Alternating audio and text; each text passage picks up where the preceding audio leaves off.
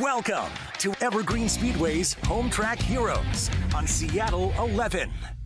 Well, good evening. Welcome into Home Track Heroes here on Seattle 11, brought to you by All Ply Roofing LLC. Glad to have you in with us. I'm Caleb Hart. Derek Todoroff flying shotgun here for the first time here in 2025. And, of course, Derek, you are the man behind the figure eights. They are your classes. You love them. Tonight, two different divisions of figure eight racing for our crowd to enjoy, as well as three other support divisions. Of course, Superstock figure eights and Outlaw figure eights both racing tonight alongside our Legends, our Hornets, and our mini stocks. And yeah, always good to be back here in studio. All right, so you'll get two different classes on the figure eight, you'll get two different classes on the 3/8s, and you'll get one on one of our variety of Hornet courses.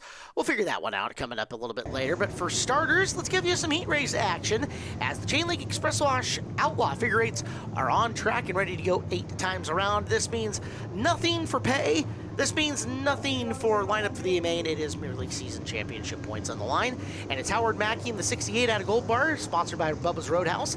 And the 3G of Mike Middleton out of Snohomish, sponsored by the Gunderson Speed Shop. Haley Wilkinson drives 35 out of Lake Stevens, sponsored by Cobalt Cycles. 13 is Bruce Beeler out of Tacoma, sponsored by Black Thunder Transport. And the back row is Chris Curtis, the 74. He's out of Two-Lane Lip. Bulldog Haven Northwest sponsors him. Ricky Dietz, 676 out of Arlington, sponsored by Tire Pros, the shop. As we are ready to go, green is out. Our first race of Home Track Heroes underway. And you see immediately we're going to stay that close together nature into that first corner. At the back, two of our most recent champions, Curtis and Dietz. Middleton clears and has sole control right now up front. We have seen Middleton out the front of this field quite a bit this year in the Outlaw Figure 8 division, and the one thing that's unique about that car, he does not have any of the big wing panels up on the back of it, so he is down in terms of side bite that those offer to you.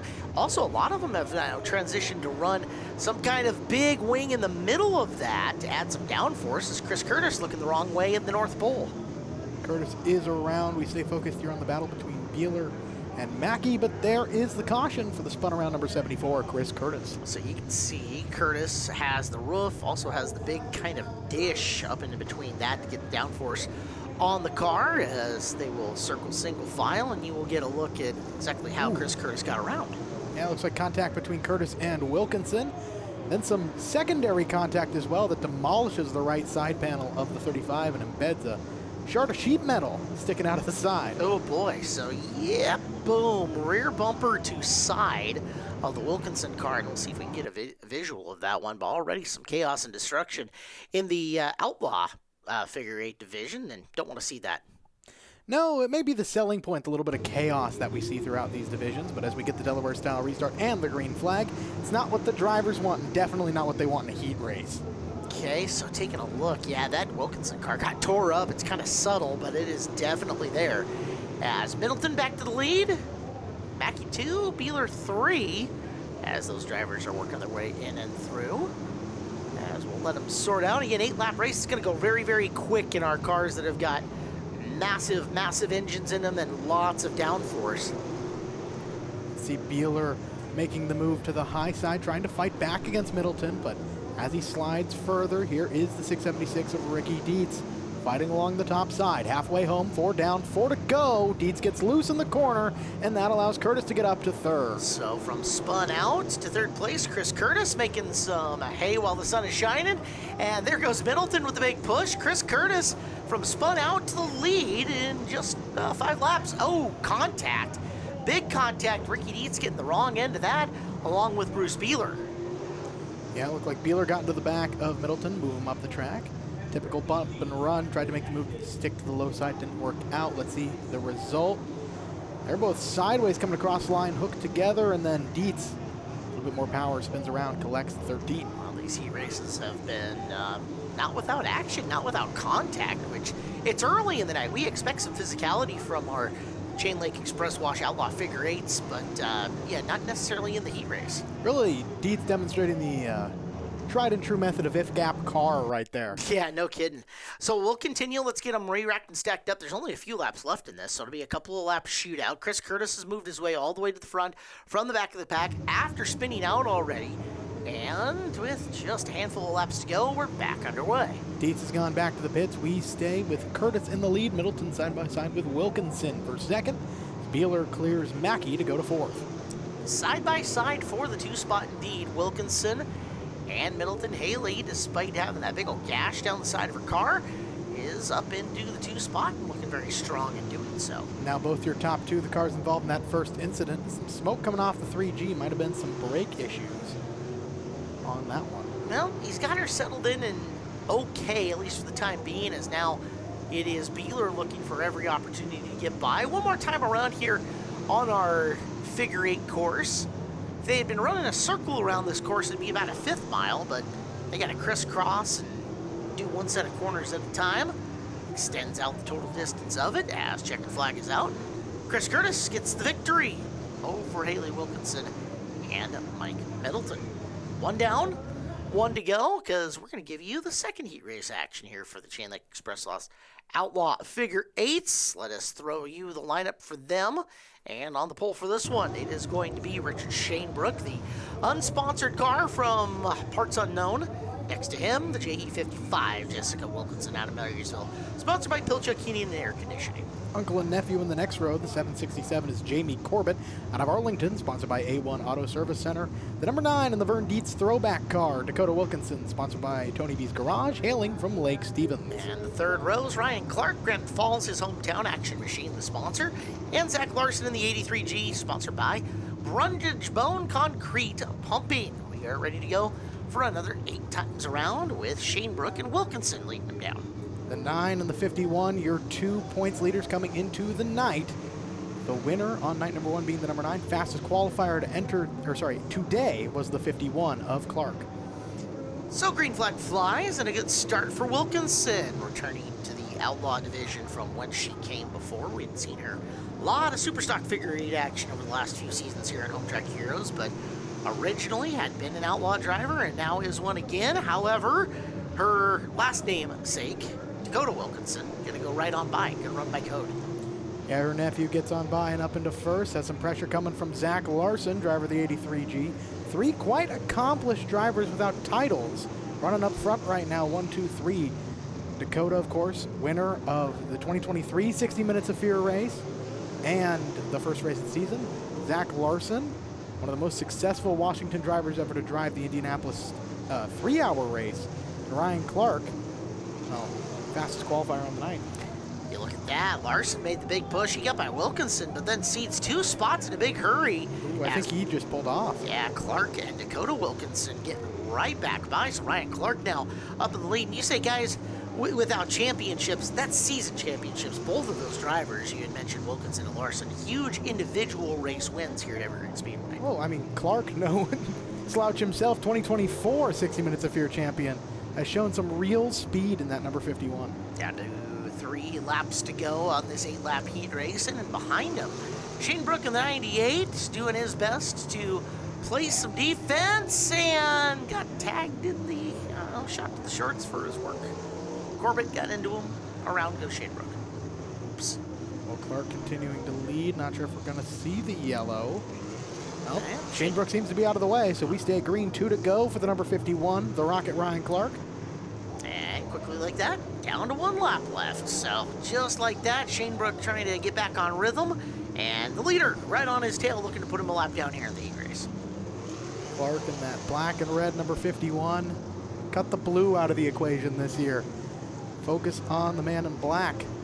He will run through the left-hand corner and see the checkered flag. Ryan Clark wins heat race number 2 for the Chain Link Express Launch Outlaw Figure 8s. Wilkinson second, Corbett third. We'll see if everybody survives to make the main event tonight, as that is coming up a little bit later here on our program here on Home Track Heroes, brought to you by All Ply Roofing. All right, let's get into main event action. First up on the docket, it looks like we've got the Inex Legends coming up. They'll go on the 3/8 mile, and they will go 30 scheduled laps around. A look at your lineup as you see Don Fairley in the Evergreen Speedway pace car, world's biggest San Francisco Giant fans. Shout out to you, Don Fairley. All right, front row, Garrett Grichala, Weather Right Roofing, the 30 car. Chris Thompson in the 10 out of Snohomish, the Weather Right Roofing number 10 machine. Second row, Jeremiah Johnson out of Linwood, LB Motorsports, and the 40 of Samantha Schwartz from Mercer Island in the Mountain Equipment car. Mom and Dad helping out the number 19 of Jaden Luce out of Issaquah, alongside the 68 of Kaylee Decker out of Duval, sponsored by Lewis and Maine. 86 is Joe Decker out of Duval, also sponsored by Lewis and Maine. 15D, Davis Jacobson out of Wilkeson, sponsored by the Truck Shop. It is the fifth row. Shane Sawin, the 4 car, out of Snohomish, sponsored by Mr. Dizzy Motorsports to his outside. Braden Wager, opening week winner in the 30B from Camino Island, sponsored by Dirt Cheap Sewer, the row behind them. Dakota Grichala, the 27 from Snohomish, Apex Home Services, the sponsor on that car.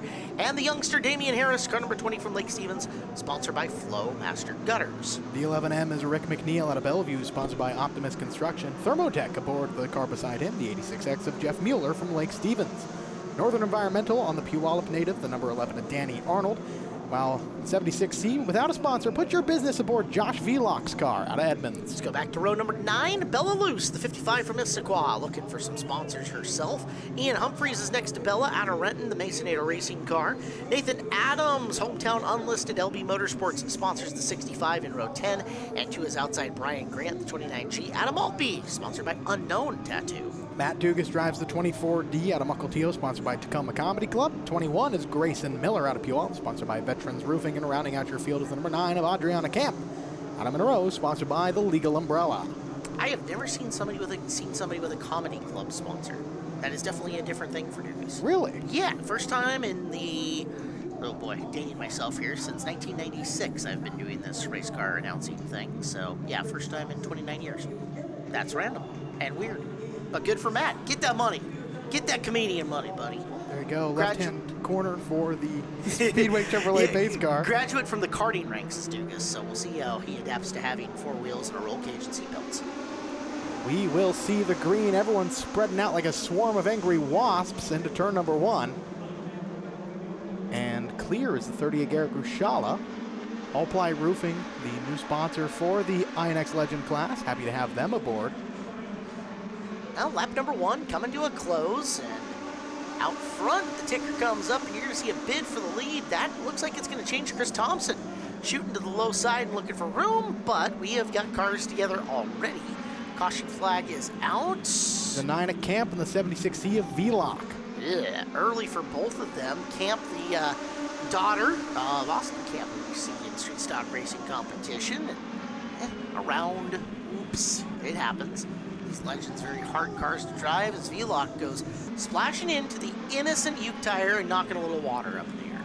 Yeah, it just spins there on the backstretch after the caution lights came on. Shame for both of them. Hope to see them refired and rejoining us. Got some in-car look for me and Humphreys there as we'll reline them back up and let them loose. As again, cool, quad box. All right, first quad box of the night. Braden Wager in the upper left corner, the full field in the upper right. Ian Humphreys is down on the bottom right. Damian Harris is in and around that same area. We'll go green coming off the corner, and Harris like kind of start right in the middle of those 2 cars. You thought he might try to shoot the mid. There's Wager in the upper left. Back. You see Humphreys on the 5/8 oval. Some problems for Danny Arnold. Arnold spins. Loops it around on the top side in the grass. Interesting. Between the turn 1. Interesting spin there from Arnold. They'll fire it back up and get her going, but let's watch how it all went down. As mess of cars into one. Oh yeah, brake check, and Arnold ends up kind of getting sent out in the middle of the grass. That happens. Yeah, tough break there for the young driver of the number 11 machine. See him lock it up into that first corner. And Humphreys just takes evasive action. I'm smart by Humphreys. He knew that if he had tried to turn down into that, he's likely ending up with a very wadded up race car in a big hurry. Yeah, one of our rookies this year in the division, driver the number 53. We're getting word from the tower. We'll go to a single file restarts. Well, that was quick. That was a very quick choice. You know, usually it'll take a little while into the race before they'll bail on the double foul, but they must have seen something they're trying to avoid here. I think the problem was they only saw 1 lap and 2 cautions. Yeah, that'll do it. Green is out. Garrett Grichala, Chris Thompson back at her, and there is a big old stripe of something down there because, wow, that is a thick line of kitty litter. Yeah, an awful lot of it as they go around the track. You see Sawin at the tail end of the left side of your screen, poking on the inside, unable to find it past Jacobson that time. Garrett Grushala trying to form quite the gap.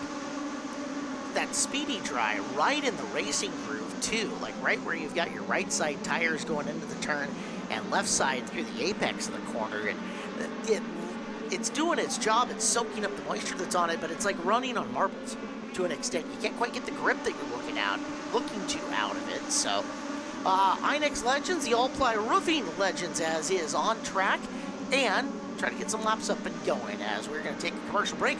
More coming from the Legend main event when we come back here on Home Track Heroes on Seattle 11. Well, we've only got a handful of laps in to this all-ply roofing Legends main event here on Home Track Heroes. I'm Caleb Hart. He's Derek Todoroff, and Derek, kind of a herky-jerky start for us, but starting to build some rhythm. And guys starting to pass some cars as Shane Sawin going to the middle. Yeah, the experienced driver, that number 4, checking the top side against Kaylee Decker. Decker gets loose on the inside. That's opportunity for the number 4, goes up into position. Number 4 now threatening for the final podium spot against Jeremiah Johnson. Shane made a podium on opening night, looking to collect some more hardware, as it is still Garrett Grushala hanging on over Chris Thompson. Jeremiah Johnson has third, but there is the veteran Shane Sawin. Door panel to door panel as they enter the first corner, and Shane, no problem running through the speedy dry. Lots of experience for him, and he's got third just like that. Sawin's already visited a handful of tracks this season. In that number 4, found quite a bit of successes. Whoa, Thompson real loose out of turn number 4, and Sawin slices right on by. Good timing for Sawin as Thompson loses, looks like 4 positions on the track for getting too wild off it. And caution flag comes out. That is Harris in the 20 and our 27 of Dakota Grushala together. Let's get another look at it. Yeah, looks like Harris went low. Contact with Grushala, spin around. Some problems as well for the 86X of Jeff Mueller. From the in-car and Damian Harris, a big thank you to Brandy Hood Promotions and Saxon and Ashley for arming up all these cars, the GoPros. From Grushala's point of view, just out for a nice evening drive, and then all of a sudden got to be facing the wrong direction. It happens. It does. They'll get it forward. All right, so we did get more laps into this. We'll resume. Should be still on single file restarts here in the Legends division. Grushala leads 7 in. Sawin is second, and Johnson is third. Our program here on Home Track Heroes brought to you by All Ply Roofing. We're ready to go. Sawin starts in and behind Grushala. Grushala first led laps that I remember here in the division. Whoa, problems immediately. Off of turn number 4, caution flag flies. That's Joe Decker hard into the wall, and the 27 around of Dakota Grushala. Goes from bad to worst for Dakota Grushala, and yeah, the Joe Decker car has seen better days. As here's what happened. Right to that outside wall. I think I saw some sparks on the initial camera view. We'll see if we get another opportunity here from Damian Harris. Harris, who's way in behind everybody, gets to watch it all happening in front of him. Narrow miss for the youngster. Second look at it coming out of the corner. Dude, barely dodged there. Good work by Grushala. May spin, but avoids the chaos of hard contact right there. Yeah, spin to avoid almost in a lot of ways for Grushala. No damage, thankfully. Now here's from the speed cam in this corner, and wow, a lot of impact on the right front of the Joe Decker car. So Joe's race is over. Hopefully everybody else can continue on, but we're getting a word from the officials that because of the problems we've had getting this thing up and going, we're going to cut the distance on this to 20. So we're now down to 13 to go. Magic, just like that. It's almost like time travel. Well, Shane Sawin is right here with Garrett Grushala now. 13 laps to go. And he lines up in position number 2. Off of turn number 4, they look to the flag stand, and we are back underway. Got one car kind of creeping out of line, trying to look for some space. I want to say that's McNeil's 11. That is McNeil. And finds it. Now driving forward. He's to the outside of Thompson. Pinning down, I want to say, Wager, our opening week feature winner. So McNeil trying to move forward as the battle is on up front. Shane Sawin making the bid to the bottom. Grushala comes down, gets some front bumper for his efforts, and you got a new race leader in the 4. That looked like a late block to me, just too little too late against the number 4. And Shane's not going to be afraid to use that front bumper a little bit. You can't use a ton of front bumper in these cars. They're so twitchy, and, you know, most of the time you get a little contact, it's going to send somebody absolutely, like, out into the boonies, but just the right amount to get him out of the lane, and it worked. Well, we can talk about Shane Sawin's oval experience, but it's also worth mentioning his figure 8 experience from back in the day. He drove a nice number 4 Fear car for a number of years, so he's experienced that front bumper. On the inside, Davis Jacobson's got a move on Johnson. Pulls forward, in and ahead. Here comes Thompson, who is 4th, looking for 3rd. And he is bringing Wager with him. Wager's been running a very patient race, but with those laps getting cut, he's going to have to hit the go pedal here. Can't afford to wait too long. So Wager now to the inside of Thompson. He's looking for 4th down the back straightaway. Oh, we got some trouble here. Yellow flag flying, as we can see from the speed shot. It's Danny Arnold around, the number 11. Second time we have seen Arnold come to a stop, and, well, how did it happen? There's a lot of white and blue cars all stacked up in there. You can pick out which one is Arnold, have at her.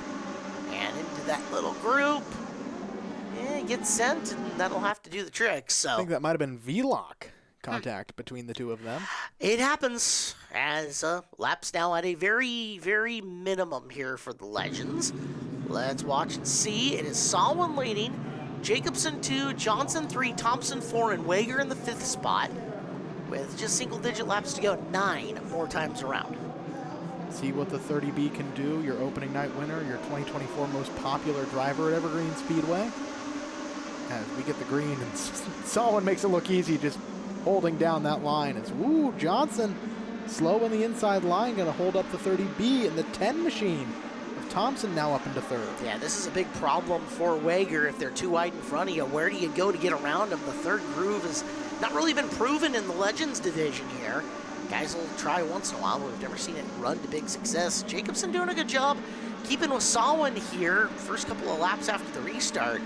Shane with the car length between them, and they've got multiple car lengths between them and Thompson.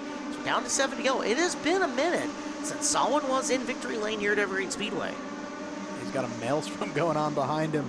Battle for position continues to heat up. 30B Wager right there with the 10 of Thompson.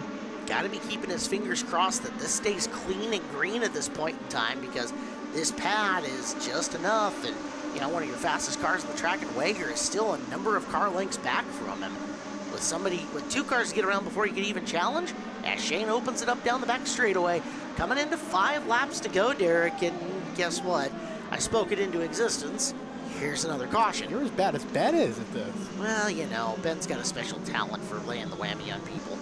Let's watch what happened. Is it Arnold again in the 11 and the 53 of Humphreys? Yes, it is. Sure is. Wow. All right, guys, lift. Come on, it's not that hard. From Humphreys' point of view in the corner, and, oh, hey, and there's, we'll finish him off. But he's nice enough not to throw up, you know, the universal signal for gear number 1. So, hey, good to know. All right, well, we're down to 5. Single file. Sawin looking for his first Evergreen Speedway win in a bit. It is Jacobson and Thompson behind him. Wager is 4th, McNeil is 5th. Can the veteran pull it off? We'll see, won't we? It is going to be an interesting finish here. 6 to go. They see the green, and Sawin is gone. Wow, he got a much better jump than the others on that one. See if he can hold it. It is Jacobson and Thompson trying to close on him after turn number 2. We watch them stretch out, let you guys know. Sparkle Wash, Puget Sound, your source for residential and commercial power washing services for over 55 years. Their technicians can handle it all. No project's too big or too small. Log on to sparklewash.com and schedule a complimentary quote. Sparkle Wash, Puget Sound. Well, they're strung out single file just like Sawin wants. A car length worth of space between him and Jacobson, as we're down to 4 laps left. Thompson trying a lower line, getting into 1 to try to close on Jacobson. And behind him, Wager still has not been able to crack this top 3. It's all setting up pretty well for Shane Sawin. Rick McNeil also entering the picture in that number 11, and don't look now, and be careful with, as I say it, a little bit of danger if that number 19 machine of Jaden Liu, should we see another caution? He's moved forward. As, oh, Jacobson up the hill. Here comes the 10 of Thompson, and Wager right behind Thompson to follow. Kind of blocked the line that Braden was taking to get around Thompson. Has him squished in there. Thompson's going to get by Jacobson. Can he get by Thompson now to get to second, but Solwyn taking this opportunity to just stretch. Nice job for him.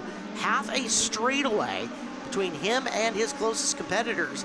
So rolls to the white flag one more time around.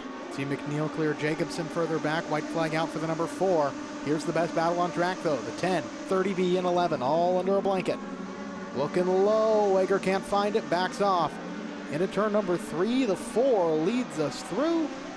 Exiting off of turn number 4, Shane Solwyn back to victory lane in the 4. Congratulations, Shane. He has really worked hard on that program for he and his daughter Marissa, and they have been excellent competitors. Let's talk to him and the rest of our top 3 on the Angel of the Winds Casino Resort podium. Braden, who would you like to thank for your performance tonight? Ava Cannon Real Estate, Dirt Cheap Sewers, Pacific Street Rods, Purcell, Central Welding Supply, Nexus Pad, Big Kahuna Fishing, Joe's Racing Products, Elevate, Turn 1, Just KB, Brandy Hood, my mom, my dad, and Brad. Driver the number 30B, Braden Wager. And who would you like to thank for getting that 10 car to second place tonight? Weatherite Roofing, Pacific Performance Coating, and Napa. Driver the number 10 Machine, Chris Thompson, second place in the Legends. I know you want to get out of here. Who would you like to thank for your performance tonight? Thank Marissa Solwyn for doing my air pressures and spotting for me all night, and thank my wife Andrea for doing everything she does. I do a lot of this stuff on my own, but they feed me and take care of me, and thanks to all the fans for sticking out and seeing this thing through. Thank you. Driver the number 4, Shane Solwyn, winner in the Legends tonight. Well, congratulations, Shane Solwyn. Great to see him back in victory lane here at Evergreen Speedway. Let's move on. PRCBD Hornets coming up. It is Luke Davis out of Sultan, the Heath Waterlines number 13, and Trinity repping the 45 from Snohomish, repping Wellington Rail in the front row with row number 2. Brian McNamara's 101 out of Snohomish. Trueline Wheel and Frame of Seattle sponsors him. And Dan Tungle, the 263. Fascinating story on him. Lake Stevens is his home. Blue Skies Electric, the sponsor. 132 machine is Dempsey Graham out of Duval, sponsored by LAF Tech. Alongside the 01 of Tanner Bjornson, who I usually pause for applause for, the All-Ply Roofing Machine out of Arlington. Scarlett Fisher drives the number 19 out of Murraysville, sponsored by GM Northwest. Zachary Dixon has the color specialist, premium quality car paint service, aboard the 67 from Marysville. Rows 5 and 6. Christian Miller out of Everett, the Turbo Espresso sponsored car. Next to him, Bobby Haupt, the 08 out of Snohomish, Snow Valley Farms. Row behind them, Lucas Hausenfluck, the Granite Falls driver, sponsored by Cornerstone Homes, the 03. And Michael Turner, the 022 out of Monroe, sponsored by Full Throttle. Diesel Snyder hops in his father's number 15, sponsored by Handy in the Valley. He's alongside returning driver, the 23 of Bryce Kolar, stepping back onto asphalt after some time on dirt. 17S is Gino Solomon out of North Bend, sponsored by Valley Asphalt. The 00 is Dan Miller out of Everett, sponsored by Exterior Wall System. And here's where the rows get super talented and fast, as it's a big invert in the Hornets always. It is Peyton Hopp, the 16 out of Snohomish, sponsored by the Cut Shop of Woodville. Next to him, Damon Claiborne from Snohomish, Key of Everett, sponsors the 43. Behind them, Zach Bristol, the reigning and defending champion, the 1 junior out of Snohomish, sponsored by Hibbs Automotive. The G2 tonight, normally Brad Gruhl, now Trent Gillespie out of Granite Falls, your fill-in driver. Your B-main drivers who transfer into this one, the 024 of Donna Gillespie out of Salem, Oregon, sponsored by Waltz Wood Company, alongside the 86 of David Dixon out of Stanwood, sponsored by Three Brothers Garage. And rounding out your field is the number 30 of Pat Fulter as they get the 1 till green. So, Derek, you remember opening nights? I do. First time we saw Dan Tungle. Yep. Tungle, very experienced racer, motocrosser, typically. So first time with a roll cage and seat belts. He's very excited for that because, you know, less broken bones that way. Of course. He had no power steering on night number 1. So he was trying to drive the boot with manual steering. And the way he described the fire in his forearms and biceps at the end of the night, nay, 5 laps into the race, fairly crazy. So power steering in the car. He's got a lot of good help on it too. And that's a guy that you're going to see building up his program with some more people coming in under his banner as time goes on. So cutting his teeth this year, but don't forget the name. Might be one in the future that does some pretty big things. They take the green flag slow through the intersection. There it is. We're underway on the reverse road course. Caleb, this is a track that I, of all people, have some experience on. You've raced this? Yes, I have. Was it good or was it, It was a questionable? It was a very interesting track. You see this long run they're taking down the backstretch right now. This is the hard part. Getting on the brakes for this hard hairpin right turn back into the infield section. Normally you've got a lot less speed through there on the typical road course they qualify on. But on this one, it's all a game of braking. Can make and break your race right here. Right. So a much bigger speed quotient here on the reverse road course, coupled by a huge braking section. And like you said, coming up right here, it's Reppin, Davis, and Bjornsson, 1, 2, and 3. And how the drivers handle this is going to tell us a lot about this race. That it will, as you see someone who's already moved forward, the number 23 of Bryce Kolar approaching the edge of your shot here with into 5th position. All right, we're going to a break. We'll have more Hornet action coming up next as you are watching Home Track Heroes on Seattle 11.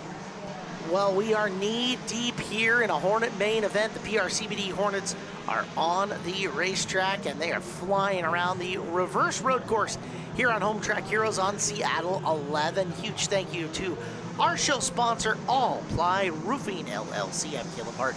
He is Derek Todoroff. This reverse road course, ton of fun for these drivers. Trinity Reppin looking good early here in this. Reppin's got Davis and Hauk coming quick, but also here is the 23. That thing is flying through the field. Bryce Kolar, who started on row number 7, now contending for a podium spot. Wow, Kolar loving the reverse road course as he is just a hair away from Bobby Hauk trying to get around. And Hauk trying to use some of the speed coming off and through the corner. Watch him whip the car into the turn. The back end tries to step out. Kolar with opportunity to get underneath Hauk for a third, but Hauk's got a big old head of steam coming in. They're 3 wide for just a blink of an eye. Now they're going to force the action as they're right up on Reppin, making a Luke Davis sandwich. And it's Kolar coming out plus 2 spots. That's the confidence of the driver, the number 23, Bryce Kolar. Stinger 8 driver, taking some laps in the Hornets. His season debut. Told me he was real excited to be back behind the wheel. All right, so from Gino Solomon's in-car view, there goes the newly graphicked up Zach Bristol car. Looking good, I should mention. As Kolar going to take your lead on the left-hand side of the screen. Bryce Kolar, new race leader. Here on the right side, you're watching Diesel Snyder in the number 15, alongside his grandfather, Gino. Wreck him. Teach the guy. No, drive each other nice. I almost made you laugh. I was trying. No respect for the youngins, I see. Well, they should respect their elderly in the case of Gino, right? If he wants to wad up the kid, he should be allowed. Just think that's safe. That's an interesting take. No, I think that's the right take. As I stun you with silence. Reppin trying to hold off Davis. You have a fascinating mindset. I love my mindset. Christian Miller is rolling in on that battle. The very fast Christian Miller. He pays me $5 every time I say that. Coming up, he's got a door open on the inside of Davis, just as Davis kind of creeping out of the groove to try a different path around Reppin. Big, hard brake, and the right-hand turn.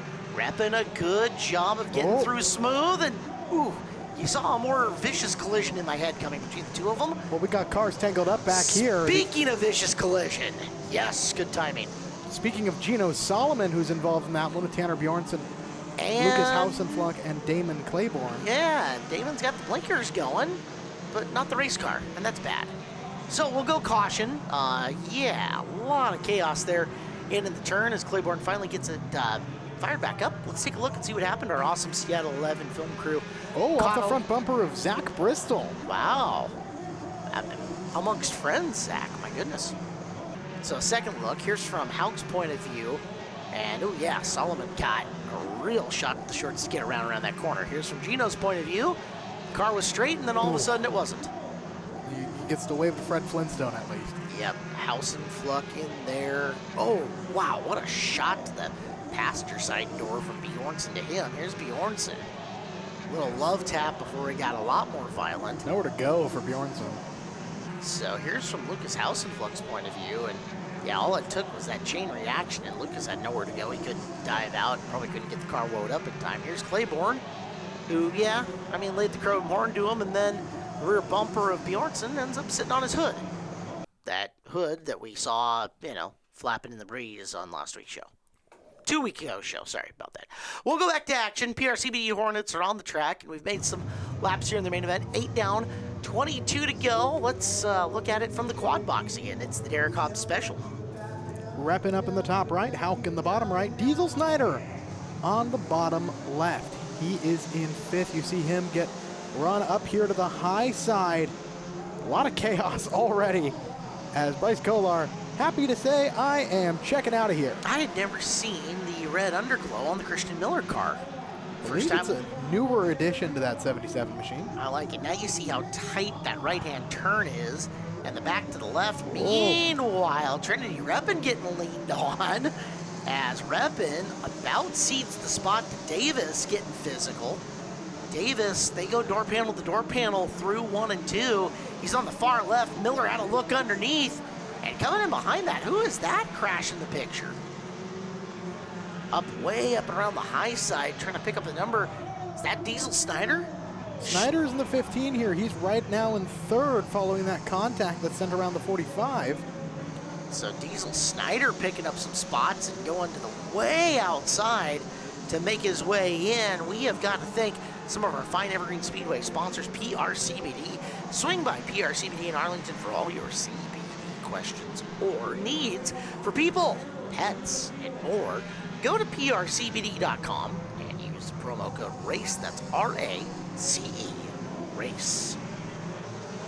Snyder running 2nd right now. Davis under pressure from Christian Miller. Driver that I need to note has been moving through the field already forward into positions is the 43 of Claiborne. You'll see him at the edge of some of these shots. He's on a roll forward, as meanwhile the 08 has made the car wider by losing a bit of the left front fender. Is he getting mad? Is he driving angry? Is that what it's looking like on Claiborne? Because I can see it. He just seems fast, no contacts, quite clean actually. Okay, so we'll keep our eyes peeled, see if he can make his way through. That's Bristol in the 1 car up on the back of Hauk. And Dan Miller getting involved as well. Dan, the consistent veteran, always seems to be there in the end somehow, some way. As Christian Miller sneaking by Davis. So Miller now up into a podium position, running 3rd in Turbo Espresso 77. He's heading up to go try and chase down Diesel Snyder and then Bryce Kolar. Kolar up and away as we're right along with Claiborne on the right side of your screen. Well, we mentioned the arrow on that hood 2 weeks ago, how it had a little bit of air catching up, and well, apparently it got enough air up under it this week, combined with that little collision he had to just, I don't know, go flying. What in the world? Claiborne, who I remind you was in that earlier incident, has made his way up to 9th place already, driving that number 43. Reminds me of one of my favorite Kevin Glabro quotes. Claiborne down the back straightaway, flying chickens in a barnyard. There goes his hood. Cut, print, promo. Down the back straightaway, it's Hauk in the 08 trying to work his way around the corner to catch back up to Bristol, but he's got Dan Miller in there. We're also looking, first time that I think we've seen, is that the 62? Hard to pick up the card number. That's the G2. The G2. That's not green enough. Oh, you know, it's a new car. All right, just saying. Gotta put my glasses on. Nice run, you should though. Probably do that, old man. Nice run up the hill. Thank you from Trent Gillespie. As we've got a battle up front, and that is between Snyder and Miller for 2nd. Dan Miller and 3 wide behind the G2 of Gillespie and the 43 of Claiborne. Now hoodless working their way forward. As Christian Miller, somebody's going to need a new bumper cover, and it's probably Diesel Snyder. Working their way down the back straightaway. That is the battle for 2nd. It's a good one. Snyder forcing him to take a little bit of a higher line here. Confident through the corner. Oh, some contact between the two. Leaves a scuff mark on the left rear. They continue to battle. You got Davis and Bristol waiting in the wings for whatever happens next. It's not hard racing unless somebody gets a tire smiley as they continue to go nose and tail for the 2nd spot. All the while, Bryce Kolar is just going, thanks, guys, keep racing. No problems here. I will take all of this pad that I can build, and it is a lot of pad at this point in time, as it is Snyder continuing to fight off Miller, and Miller going to come wide, and this time he's going to try to loop around him, coming into our 4th and 3rd turns of the 3/8. Yeah, you got Snyder on the inside, Miller on the high side, trying to find that speed down the backstretch. Cut back, here's, nope, back to both of them again, 77 to 15. Hard on the brakes. This is the tough section I was telling you about in the last segment. Boy, Miller got the car woed up just enough. Oh. And oh yeah, there'll be the tire smiley for him. But back to the inside comes Snyder, and they're gonna lean on each other again as we make another lap. You want to talk about something I learned while I was in that race? Hitting that drain in the middle, that shakes every bone in your body going over that thing. I mean, as long as you're going fast enough to go over the drain at the shake speed, you were doing about 6 miles an hour. I can't imagine that was too bad. That's what you get for the glasses comp. I wasn't even on the show, man. How do you know? I just know. As down the back straightaway again, it was Snyder who was pulled ahead of Miller. Half a car length between them now. Miller going to try another path of attack here. See him swing wide. I wonder if he's going to try to diamond that corner off, cut down, and try to get to the other side of Snyder, because trying to loop around the outside of him has not proved successful yet. Well, we can watch along from Claiborne's cam as well. There it is. Now to the inside here, and boy, Snyder pinched him off to the point where Miller had to jump on the binders, and you can see, like, that light comes on, he is on the brake, so down the back chute. Miller once again trying to figure out the combination on Snyder. Snyder running him tough. Snyder channeling his Stinger 8 drivers. He's been racing in that division this season as well. Claiborne is now pulled up to the two of them and is no doubt interested in whatever is happening in front of him right now. Now, we've seen this play out before. Miller had that advantage, but they ended up getting through the corner, and this time Claiborne into the 15 of Snyder. Wonder if that's going to affect the hairpin. Coming up, Snyder trying to Miller trying to pinch Snyder a little bit more, and it's effective this time. Gets to the inside. Now, will he get clear? We'll go to the in-car shot. Yeah, running along with Peyton Hopp there on the right side of your screen. Meanwhile, on the left side, Claiborne's gotten to the top, trying to cut his way around. Miller finally got clear of Snyder, but it's Claiborne who's taken all the advantage.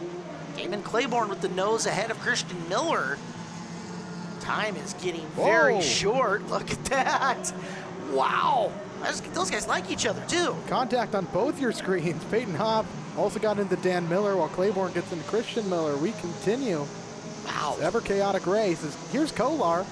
He's coming to 5 to go. Man, Kolar's got a half track on him at You'll this notice, point. yeah, we just left off our drivers heading into 3 and 4 of the 3/8, and we go to the 23 going through the infield. Wow, Kolar's got to have at least half this field lapped at this point in time, maybe more. Snyder and Miller at it once again. We're riding along with Christian Miller, right side of your screen. Got a view of the back bumper of the 15. Oh, up the track goes Diesel Snyder. Opportunity for Christian Miller on the inside. There goes Miller. He's digging. Boy, he ran way up that racetrack. And Snyder, ooh, I don't think you can call that a love tap. Oh, both of them. I don't think there was any love intended there. 77 went up the track, got into the 15. At the end there, that's what happens when you're trying to slam on the brakes and avoid the chaos. Which tough break for the 77 to Christian Miller, but the 15 just drove straight through him. I can't imagine that the two of them are going to be exchanging cupcakes on their birthdays anymore. I don't think so. Cupcakes are delicious. So now, Claiborne's got second. We'll wait for the loop to update as in and through. That may be the one car at Bristol trying to sneak into a podium finish here. And there's the black flag shown to the number 15 of Diesel Snyder. All right, so no matter where he's running, his race is done, at least at this point, as he'll need to take an express pass to the pit area. Up top, Damon Claiborne from the back of the field in that spin to a runner-up run.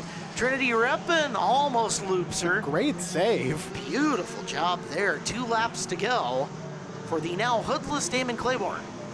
He's got a lot of work to do to catch up to that number 23 of Bryce Golan. Boy, a yellow flag would be terrible here, wouldn't it? Just horrible. You can't say that, man. I'm just saying a yellow flag would be advantageous for one particular driver. There's the white one for the 23 of Bryce Kolar. And they're a long way back is Damon Claiborne. Long ways. It's okay. We'll see if he ends up picking it up as he'll dive to the inside, one of that pieces of slower traffic. Kolar just looking to get across the checkered flag before anybody does anything dumb. Makes his way through the hairpin, in through the weight transition portion of the course, and there it is. This race, Dunsky, Bryce Kolar dominates on the reverse road course. Damon Claiborne rallies all the way up to second without a hood, and give third coming across to Zach Bristol. Let's talk to him on the Angel of the Winds Casino Resort podium. All right, Zach, third place tonight. Quite a chaotic race at time for you guys. Had to navigate a lot of traffic, kind of a longer race due to some of the cautions. Just talk about what does it mean to be up here third at the end of that? Oh, just to survive that. I don't know, like, was it full moon or people's heads were up there? I can't say that on TV, but yeah, it was a demo derby from the looks of it, and everybody was pinching, running into each other. I don't know what it was, but we got lucky. I mean, I feel bad for my teammate Chris when him and Diesel got together. That was the only way I was going to get third. My steering was completely gone. Brakes were gone. I was hoping to finish somewhere, and was able to sneak down when Brad and the 13 had to go wide for it. Like, okay, cool, we got podium. Just finished, and thankfully we did in one piece. Who do you want to thank for helping get that one JR out week in, week out? Well, first off, I want to apologize for Gino Solomon. I overcooked it in that right-hander and took him out for the first yell. I do apologize for that, and if I got one coming, I understand it. Hibbs Automotive, Tommy and Candy Hibbs, the car owners, for obviously letting me get a run that fast car. Rev Up Energy, Gourmet Latte, Townsend Peterson LLC, Bennett Design Construction, this beautiful woman here who somehow puts up with double duty now. My good luck charm, Jenny Beaners, as always, is for you, brother. And thank you for the fans for coming out, and hopefully put on a good show. Let's give it up. Third place tonight, Zach Bristol. All right, Damon, you had one of the drives of the night. You were involved in an incident here. You had to drive your way through the back of the field, but you ended up second place on the podium. That's got to feel good after being collected in something. Yeah, to be honest, I didn't think I was going to get back up there. I contemplated parking the car after the caution. I just wasn't sure what was hurt on it. I figured, whatever, I'll go out, run a few laps, make sure the car's still good, kind of shake it down for the next weekend, and then I just took off on the restart. So I decided, well, I guess we're going to keep going in this race and see how far we can get. Car was really fast. It was just hooked up on that course. I don't know what it is. It does really good on that reverse road course. It's good on the regular one, but not quite as fast. So it's always fun to run that race course. I honestly thought we were going to run the kind of the dyno embryo course today. They were setting up the tires earlier. I got real excited for it, but still worked out pretty good. I'm pretty happy with the second place finish. It's definitely, especially after being involved in a caution that early on. A string of podiums to open the year, of course, running stingers as well. Who do you want to thank for helping you get out here and the early success? First off, I want to thank Kia of Everett. If you're looking for a car or if you just need your Kia worked on, please come see us. We do great work there, sell quality vehicles. Brandy Hood Promotions, she does all my GoPro video, all my vinyl, and I'm just really thankful to have her as a friend in the pits. She's just a great person altogether. Thank the Hornets Nest team, all the crew back there.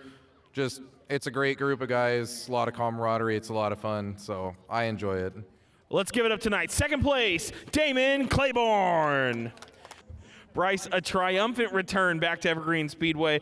That 23, no one seemed to have an answer for it. So what was your secret to getting out there and just driving away? Push the gas pedal. You were hard on the gas pedal for sure. At one point, you were 10 seconds in front of the crew, or the cars running behind you. Who do you want to thank for helping you get out here and getting a lead like that? I want to thank Full Throttle Design, Knack Construction. I said it right. Full Throttle Design. Oh, graphics. Full Throttle Graphics, sorry. They're my neighbor, too. SRP.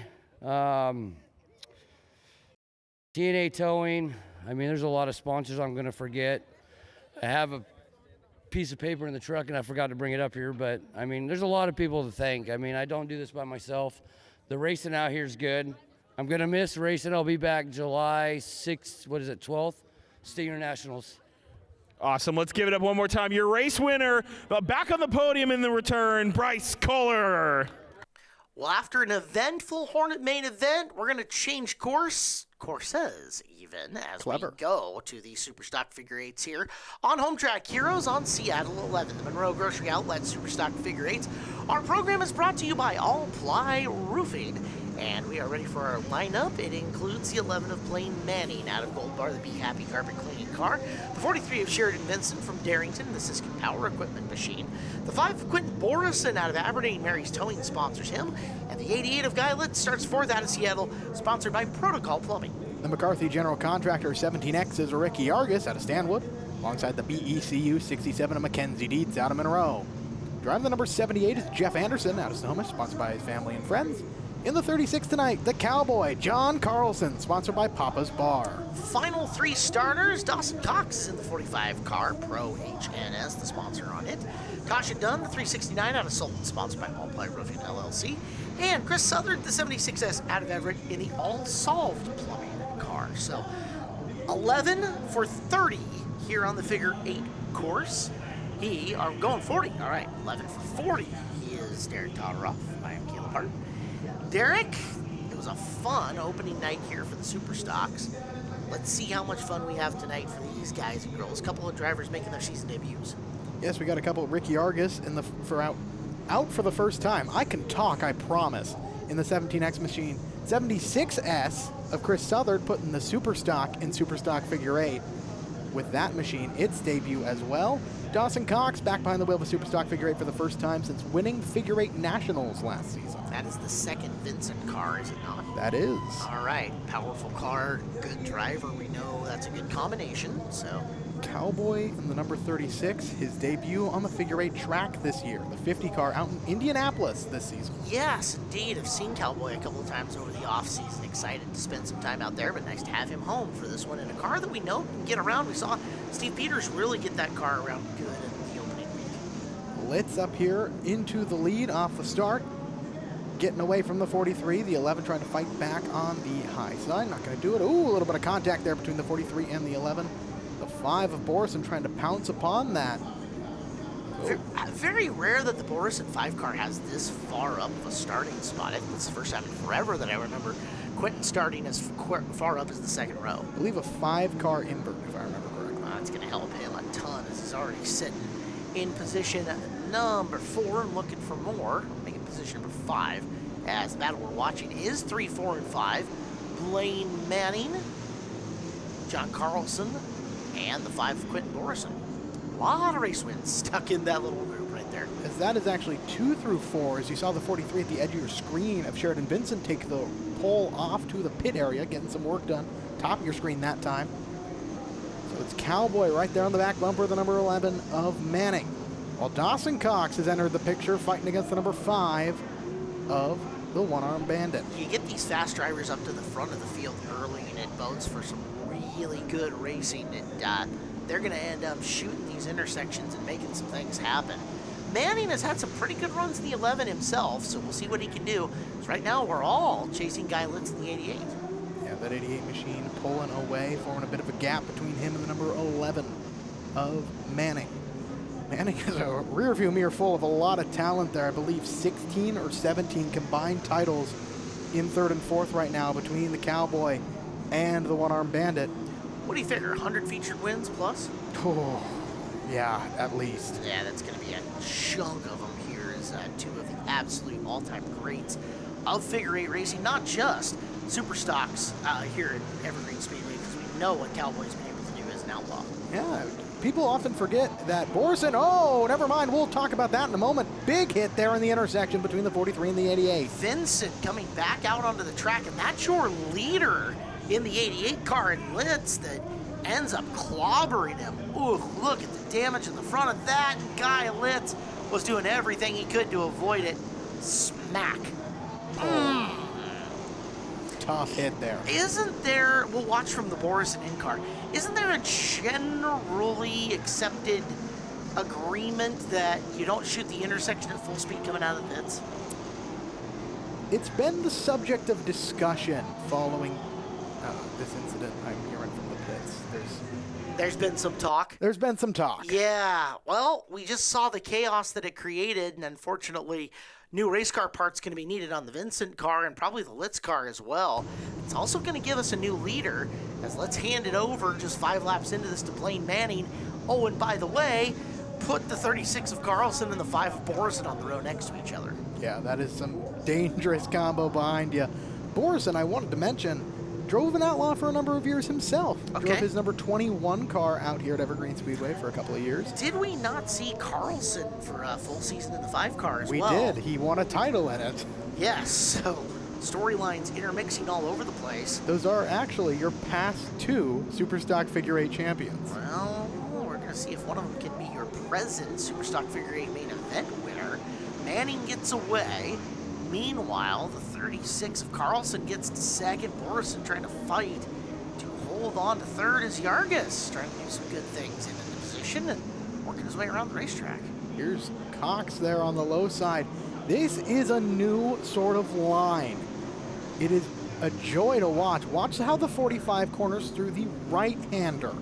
He gets right to the inside, a little bit of contact there, lets up on the 36. Doesn't want to win that kind of way. Watch how he takes this ending section. He doesn't do it that time now that I'm calling attention to it. Ah, there's your version of the commentator's curse. You're welcome. They just don't do it when I say it. Well, you look at it too, there's a little right front tire shake on the 45 of Cox, and you can see it because that fender right above it has also got a little bit of wobble to it. So I wonder if they've got a spring that's not exactly doing what they want it to do. It's very possible. I'll keep my eyes peeled on that as we watch Cox. Sure isn't affecting his speed all that much because he's keeping it right up with Carlson in the 36. Well, he's the fastest driver on the 3/8 oval in a Pro Late model now. Maybe trying to crack some Superstock Figure 8 record.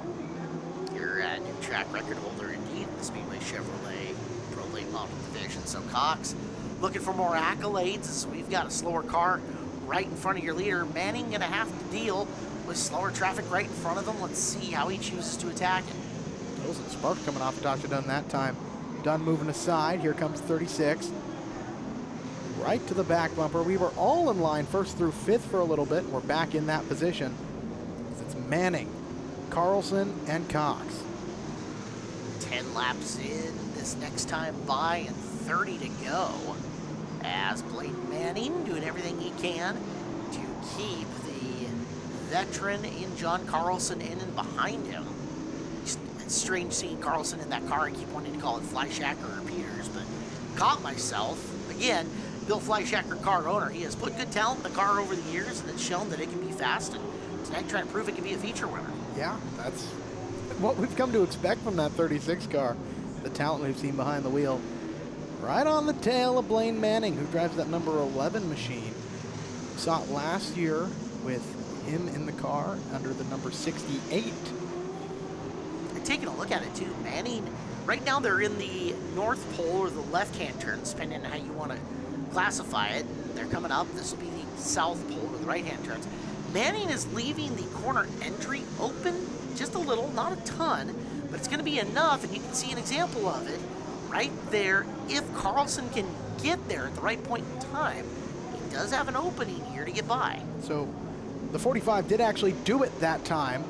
Now that I didn't comment on it.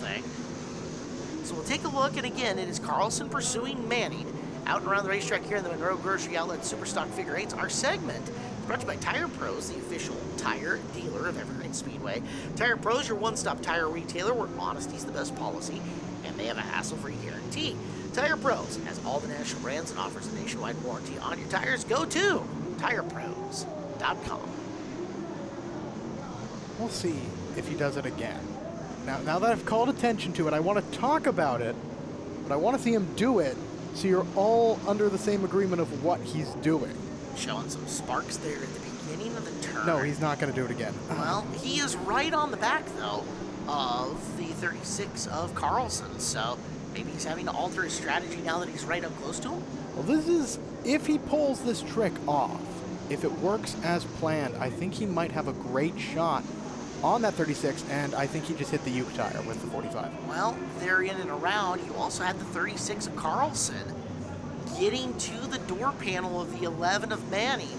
If he can keep that nose on him, he would have had a chance to beat him with the inside of this corner, but couldn't do it. Now Manning goes back to trying to keep the door slammed on the Cowboy. As we are going to be halfway this time by, it'll be 20 in and 20 to go here in the Superstock Figure 8A main event. From the in-car of Quentin Borison, and again, a big thank you to Brand Hood Promotions, as well as Saxon and Ashley for helping hook up all the GoPros here the weekend that we use on Home Track Heroes. All right, so here it is. As that number 45 goes to the right hand or the south pole, what he does is he's taking those right side tires and planting them below the white line. A lot of these drivers treat that as your lowest line possible, that white line, and most of them try a middle groove of sorts. But that 45 on a couple of laps has been trying to put it right there two wheels on the other side of the right line as your leaders have come upon a car that does not want to go a lap down. But it does. Well, no, the one in front of them doesn't, as Manning has to jam on the brakes. Chris Southard making Manning jam on brakes at the corner, and there is the Cowboy to take advantage. Wheel to wheel through the North Pole, and Manning sneaks it back for now. What's Southard gonna do? He keeps the low line. Manning can't swing around the outside. As slower traffic impacting this battle, you got a new leader right now in Carlson. Oh, Carlson sideways there through that corner. Manning gets it back, so Carlson doesn't officially lead the lap. But Southard stays right there, holding his line. I wonder if Manning's ready to move Southard. You might think so. We'll say he's taken relatively the same line each time. And I've heard some figure eight drivers say in the past, you know, you want your lapped car to just keep the same line. That way you know what it's doing is, whoa. There's some racemanship from the 36 to back off there. At the same time, I mean, Manning's doing everything he can. He's using every inch of Evergreen Speedway's figure eight to try to get around Southard and hasn't found the path yet. Yeah, you got to wonder what's going through his mind about Southard at the moment. As, yes, on one hand, there's the perspective of you want the lapped car to keep running its line so you know what it's doing. Right. On the others, there's plenty of drivers who say that no matter what division it is, lapped car should just move aside. I wonder if he's about ready to send him coming into this corner. Yep, there it is. There it is. Yep, well, I called it. Southard gets around, and everybody drives through somehow. Now here's the question, do we stay green? Can Chris get it fired back up? And there is Carlson on the attack once again, and Carlson pulls off. Problems for the 36 as the caution flag flies for Chris Southard. Wow, talk about timing there. As let's get a look at the replay. So Carlson pulls to a stop. Here's from Manning's point of view, and 1, 2, 3, send. Yep. Wow, so Manning bonus contact there. Yeah, gets a little on the left front of the way by. Here's from Carlson's point of view. Carlson in. I don't see any contact there. Well, we've got some more time to figure it out as Southern goes around. We'll finish this main event coming up next here on Home Track Heroes on Seattle 11. You are tuned in to Home Track Heroes here on a Sunday night on Seattle 11. That is DT on TV, Derek Todoroff. I am Caleb Hart, and we are in the Superstock Figure 8A main event.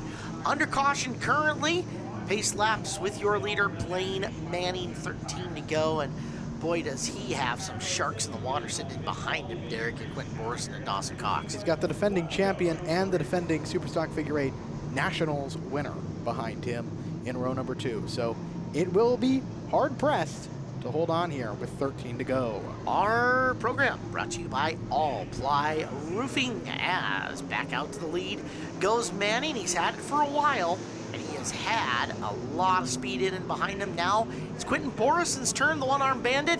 What can you do with Manning's 11 car up in front?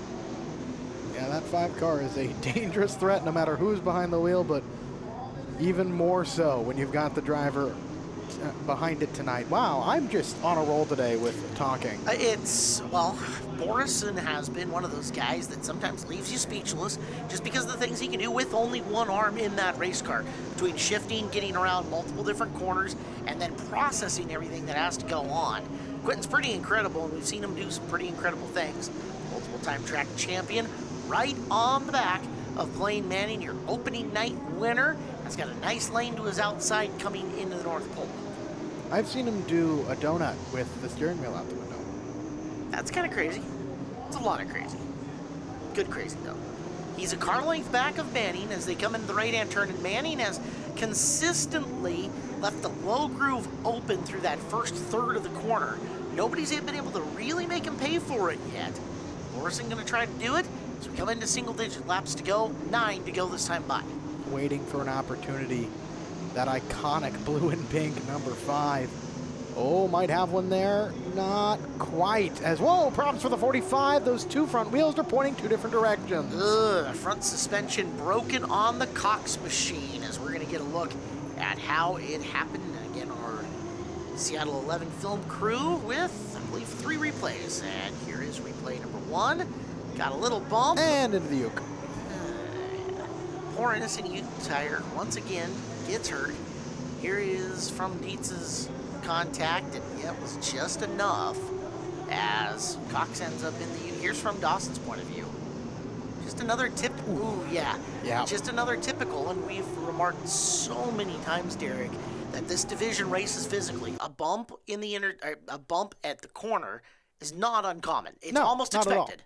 The Chrome Horn is a piece of figure eight racing. Absolutely I'll is. die on that hill for one. No, we're used to it at this point. Not most of the drivers are, and unfortunately, Cox ends up putting the right front into the tire, busts the front suspension, and ends his race. So it's a war of endurance we've witnessed tonight. 5 cars remain on track. And it is Dietz and Borison now, row number 2 versus the 11 of Manning. Guaranteed top 5. How about that? That's got to feel pretty nice. Hey, takes it to the pay window. The check doesn't cash any differently, whether you survive it or earn it. Back to green. Manning, Borison, Dietz now sits 3rd. We have seen Mackenzie do some fun late race shenanigans. That is definitely a play in her playbook. Let's see what she's got here in the waning laps. Yargis and Dunn, the other 2 cars, in the quad box action. Less than a heat race worth of distance to go. You're right. English might be your second language tonight. You know, it's just being out of practice. Haven't been in the studio in too long. We'll get you back a little bit sooner. As we'll work again into the South Pole, Blaine Manning just continues to run that line. He's been very consistent with it. Yes, leaves it open a little bit on corner entry, but he's getting back to the gas a lot earlier at corner exit. Our segment brought to you by Chain Lake Express Car Wash, for absolutely the best car wash ever. Treat your favorite ride to the brand new Chain Lake Express Wash in Monroe. Express Wash has multiple wash packages designed to meet your budget needs. Manage your Chain Lake Express Wash account easily on the go. Download the app from the App Store or Google Play today. 4 left for Manning. Impressive. Can he keep it up? Borison knows clock is ticking. There's only a limited amount of passes through the intersection left, and with only 5 out there, unless Tasha Dunn does something extreme, it'll be a fairly tame intersection. Yeah, it's a piece of the game, really. The game is endurance as much as it is racecraft. And the 11, 5, 67, they've survived. As they continue to contend for the podium, it'll be 2 to go when Manning makes it back to the line. So Borison, it's got to be thinking here, do I use the front bumper to move Manning a little bit? And again, the spot would be right here, but Borison not really close enough to use the Chrome Horn to send him yet. He has got a good look at it coming into the white flag lap one more time around. Borison sneaky back there, but Manning's just got to make one more turn. Waiting for the opportunity, might not have the chance. 5 does not find a way to get to the back bumper of the 11 on that turn. One more opportunity through the intersection the final time. 11 holding on, 5 gets to the back bumper.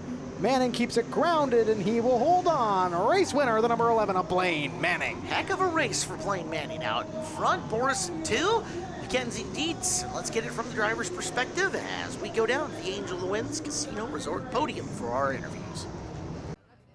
Oh, Mackenzie, that was a chaotic race. You were battling with Dawson for a very long time there. What is it like fighting against someone who, isn't a figure eight driver by trade, is the pro late model driver?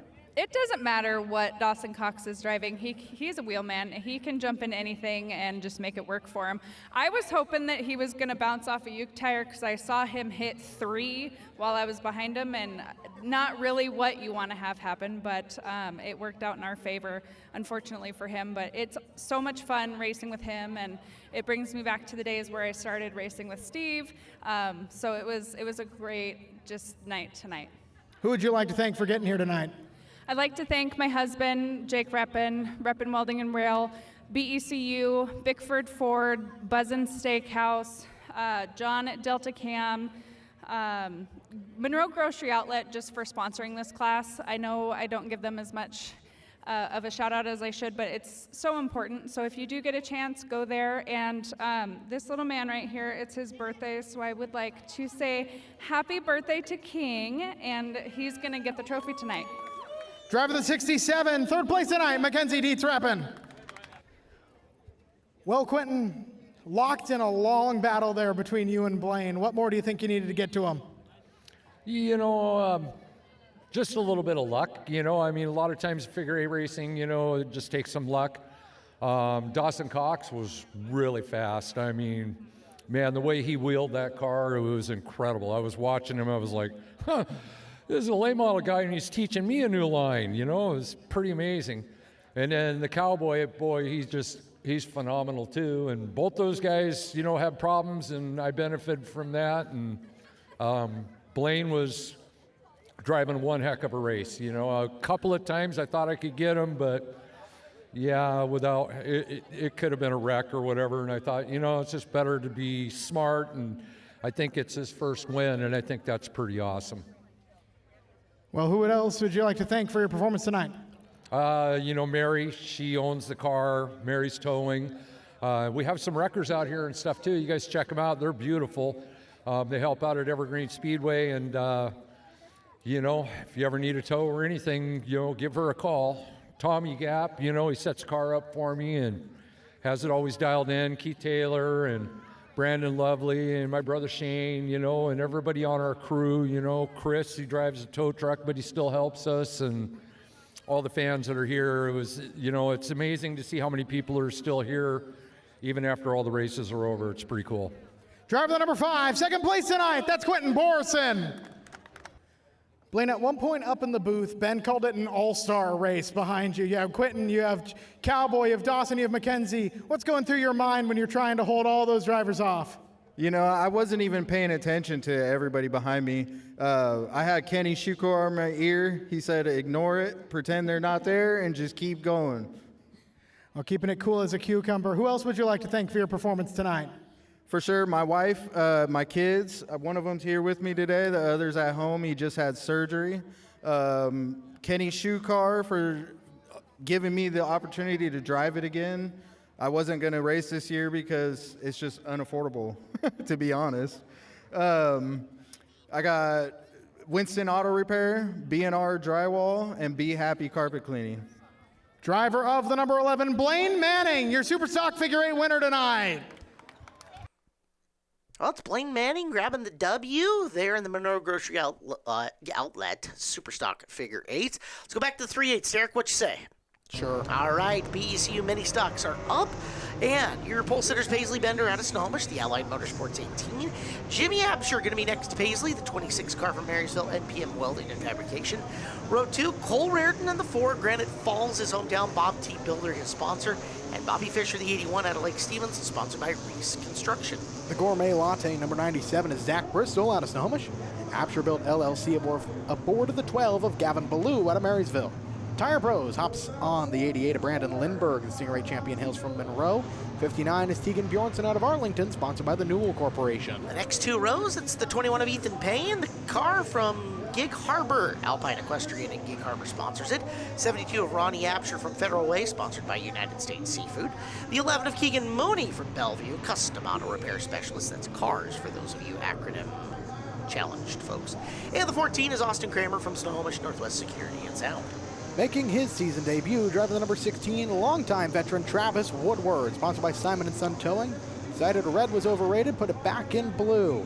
And once again back out here, the number 33, the cursed man himself, Ryan Hausenflunk, out of Lake Stevens, sponsored by Bees Fab and Tuning. Rounding out your field, driving the number 24, Tom's Automotive Machine, Eric Kelly out of Briar. The cursed man. The cursed man. Why? Well, he has not finished a mini stock main event since coming on the podcast with Ben and I. Oh, that is the Announcer's Curse podcast, right? That is the Announcer's Curse podcast. Okay, just checking. So you guys laid the whammy on House and Flock. I blame Ben, personally. That's a good choice. Down the back straightaway we go. Jimmy Absher leading early here. Bobby Fisher working to the outside of him. Absher and Fisher 1 and 2 here on the opening lap. We are notably missing Lyndon Smith out of this field. Smith, who is dealing with an exploded motor at the moment. We'll see him back shortly. Actually, missing a number of cars out of this field. It's been a really healthy mini-stock group here in the early season. It was a chaotic race on opening night that claimed quite a few cars. You'll notice that House out here in the number 33. Well, the curse cost him an entire car last time out. Saw fire underneath the hood when he visited us last. He's just promoting the new Marvel movie coming to theaters in July, The Fantastic Four, complete with the Torch. fair enough, honestly. Hey, there you go. It's a marketing opportunity that he is after. That is Raritan in the 4 car, and Raritan led a whole bunch of laps on opening night before experiencing fueling issues that knocked him out. Now, an observation I've made about that number 4 of Cole Raritan is that is a slower car in your first 2 or 3 laps of the run, and it comes to life afterwards. Really see the speed out of that silver and blue number 4. We know how talented Cole is. He can really rip in a 4-cylinder, and right now he is showing it to Bobby Fischer, who's kicking up some sparks. It is Raritan making the bid for second early. He has got it. Now, can he get downstairs and take the shorter way around the racetrack? He seems content up here, to be honest. Ooh, he is quick, and you can see the digital gauges glowing in the car, telling him everything's just right about now. He will pull it down in 3 and 4, as he will chase Absher. Now, we know Absher fast, really quick. Every once in a while, you'll catch him in a mistake, though, and that's got to be what Raritan's looking for right now. I don't think he needed to. He is right there already on the inside. He cut down quick off of turn number 4. He is keeping much more grounded to that low line when he wants to be. It's made sure that Absher has to take the disadvantageous middle groove around this racetrack. And yet, Jimmy is not going to give up. He is going to wheel hard up in that outer groove to try to stick with him. It is Raritan getting the top spot. Absher pulls it down, but drifts wide coming off the corner. He can't ground it on the exit of turn number 4. And that'll cost him some track position for Raritan. Fischer has to back out of it, though, as Bristol now rolling in on him in the 4th position. We have got more coming up. You're watching Home Track Heroes here on Seattle 11. BECU mini stocks continue on here on Home Track Heroes on Seattle 11. Our program brought to you by All Ply Roofing. I am Caleb Hart. He is Derek Todoroff, and Bobby Fischer's got trouble. Fischer, who was running the top 3 as we came back from that, just slowed up and ceded the spot to Zach Bristol in the 97. Rough for him, Derek. Yeah, we complete 10 laps there. Problems for the 81. He had similar mechanical problems, I heard, on opening night. Zach Bristol, I'm sure, happy to be sitting in 3rd. He told me at the start of the season, I'm going to win this championship, and I'm going to do it by running consistently and nothing else. So far, so good, as he was a top 3 driver on opening night, and right now has the exact same. Cole Raritan, though, not going to let this one slip through his hands, or at least intending not to, with 19 laps to go. He has got a lot of pad right now here on Absher and is closing in on the rest of the field. Look at Paisley Bender ripping around the racetrack. Paisley having a really good outing in the 18 car. Sophomore year for the driver, the number 18. Last year, we really saw her start to come to life there at the end. Got to thank Boeing Employee Credit Union. They believe in people for profit. BECU, altogether different.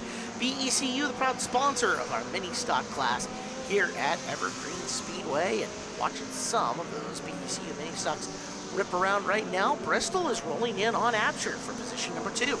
Yeah, that 97 right up there at the back bumper off that corner. Really seems to be a struggle for Jimmy Absher on turn number 4. A real weak point that could be capitalized on by Bristol, as it was by Raritan. Which is strange, because we usually, when we see Absher win, he's more attacking the racetrack than he is just trying to manage it more often. Would you agree with that? I would. And I would argue that this is expected from that sort of approach. He's been driving the car hard into the entry of some of these corners, and it's costing him that exit. Well, watch how the 97, okay, not this time because I just mentioned it, of course, but he backs off a lot more going into those corners, which lets him have a superior exit to that 26 machine. Well, it is a wider entry to the turn for sure for Absher. That puts him in the middle lane, and that's going to benefit Bristol. Zach Bristol down on the bottom of the racetrack, side by side with Absher. They're a full straightaway in and behind your race leaders. We're going to get the in-car of Tegan Bjornsson, and he has got that battle for 2nd and 3rd right behind him. Ooh, man, he's also battling for position with Kramer in the number 14. Works out in his favor, but that's always interesting when you got a lap car battle and a lead lap car battle all going on at once. As you will see, the 2 faster cars getting past your lap car battle, and Bristol is definitively ahead now as he sits 2nd. And yeah, for sure, a little lack of forward drive for Absher on the exit of turn number 2. See if Jimmy can keep it in 3rd. Obviously, everything not perfect for him tonight, but mark of a good driver. get a good result even when you don't have everything just right working your way. Exactly. Oh, hot brakes there on the 72 of Ronnie Absher. Saw him glowing when he was going through turn number 1. As the 97 gets past him, here comes the 26 to do the same.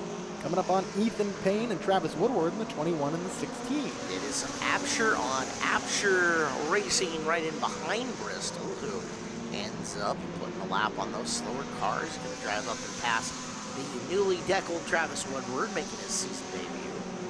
So there is Reardon flying around. Oh no, we've got one around. Bad timing, Ethan Payne. They're going to collect up Jimmy Absher. Catch a replay on this one. A couple of replays. As there's Ethan Payne. Oh, it looks like he gets loose and then just clocked by the 26 maybe. Chain reaction. Let's watch it from Paisley Bender's point of view. And you can see the cars go into corners, stack them up 1, 2, and 3. Here is from Jimmy's point of view. Looking to get underneath and ooh, yeah. Payne. Caught her on both ends. It looks like he was trying to cut down to get even further underneath that car that was slowing, and in the process, ran into the car in front and collected up Absher in behind him. Happens. Yep. All right, so they're going to go 2 by 2 here in this restart. Reardon's in cars in the upper left corner. Brandon Lindbergh is in the bottom right. Paisley Bender down there is Don Fairley making pace laps in the Speedway Chevrolet pace car. World's biggest Notre Dame fan, Don Fairley. Happy birthday, by the way, Don. 90 years old. Wouldn't look a day past 80. Outside of row number 3, want to draw your attention to the number 33, the cursed man himself, Ryan Hausenfluck, trying to overcome the efforts of Ben Iman to keep him out of the mix. You're really going to lay that whammy with only a bit of racing left for Ryan. I'm going to prove that I'm not the cursed one. All right, we'll find out. We're back to green. Reardon with a really nice start. It is Bender and Lindbergh on your bottom portion of the screen. Paisley having a great night tonight. As 1, 2, and is that Bender 3 right now? It's That's Lindbergh Lindbergh 3. So he got around Bender. Trying to become the second Stinger 8 champion to find his way to... We know how well JBR does the 4-cylinder cars, and you can see that here tonight, 3rd and 4th. Lindbergh only his second mini stock race. A guy really noted for figure 80, taken to this really early, and John and the crew have got him fast. Yeah, that 88 machine looking good. Good to see him in that old number as well. Yeah, something cool about the throwback number, right? It's always fun. It's part of the allure here at Evergreen Speedway. It's stuff from days of the Oars. You're watching Paisley really not letting Brandon get too far away from her. Half a groove up coming out of 2. Brandon stretching the back straightaway, but Bender close enough that if Lindbergh makes a big boo-boo, she could be right there. Hey, that's the game. Keep yourself in the mix. Even if you're not right there, just run your race, and sometimes the world parts the Red Seas for you.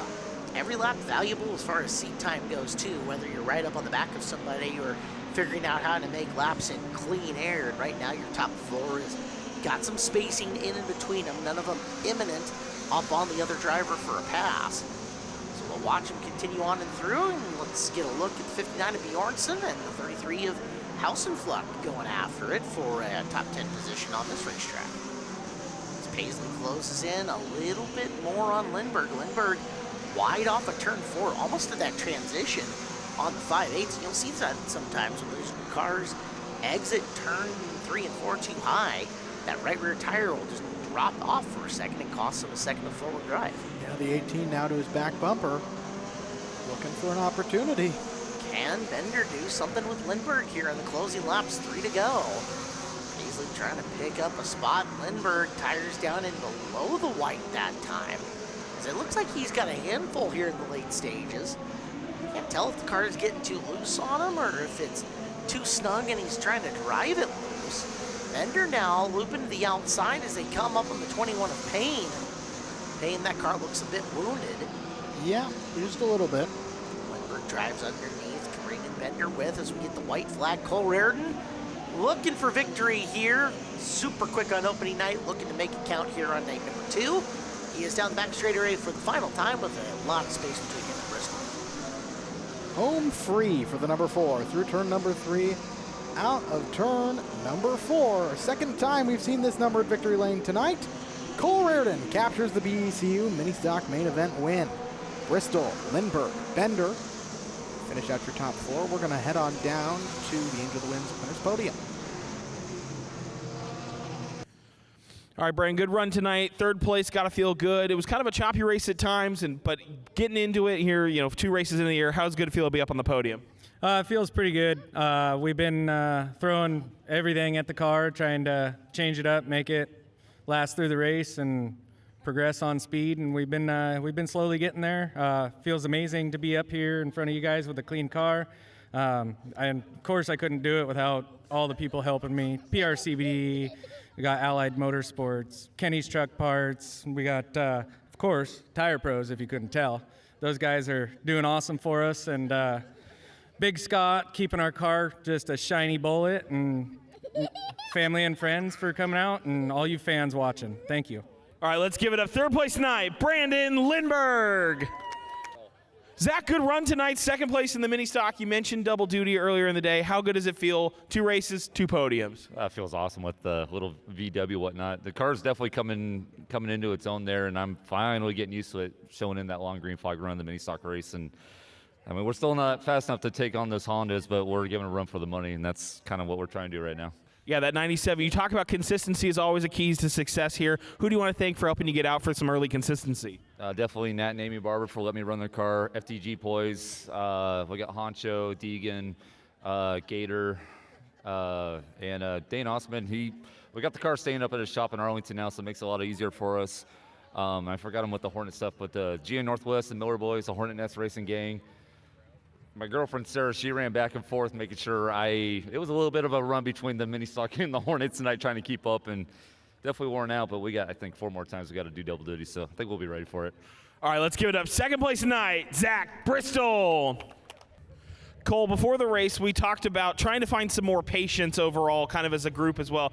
But you showed some patience, but once you got out there, you didn't really seem to look back. How good does it feel to kind of just know that you had the best car out there tonight for a majority of that race? Oh, I mean, words can't explain it.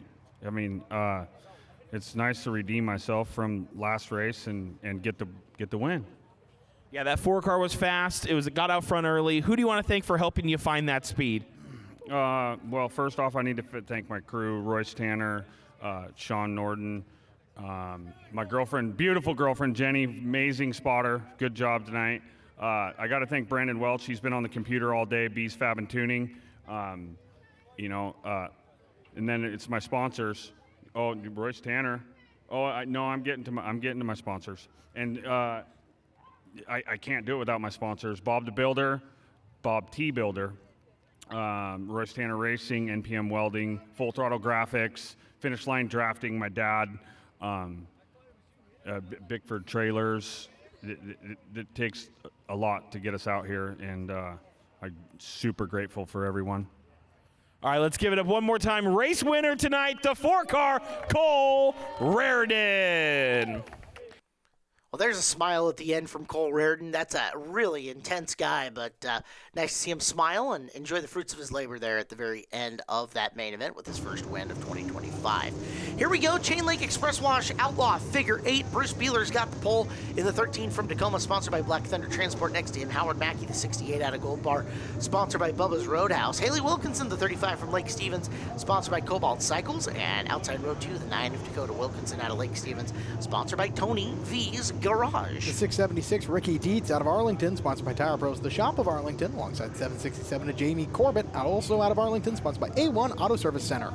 Then comes the number 51 of Ryan Clark. He has a chance to sweep tonight after a fast qualifying and a heat race win. Granite Falls, the Action Machine car, the 74 Chris Curtis out of Tulalip, defending champion, sponsored by Bulldog Haven Northwest. Final 3 starters on the inside of row number 5, the Gunderson Speed Shop number 3G. That's Mike Middleton out of Snohomish, the 1 car without all the big wings on the back. You'll know who that is. 2 is outside, the JE55, Jessica Wilkinson out of Marysville, Pilchuck Heating and Air Conditioning. Zach Larson's got the back of the field. Should be fun to watch him run through the 83G, sponsored by Brundage Bowen Concrete Pumping. Of note, that car you see at the back, well, you might be saying that's not the bright orange 83G. That is Shane Brooks' car with the bright orange numbers 83G on it.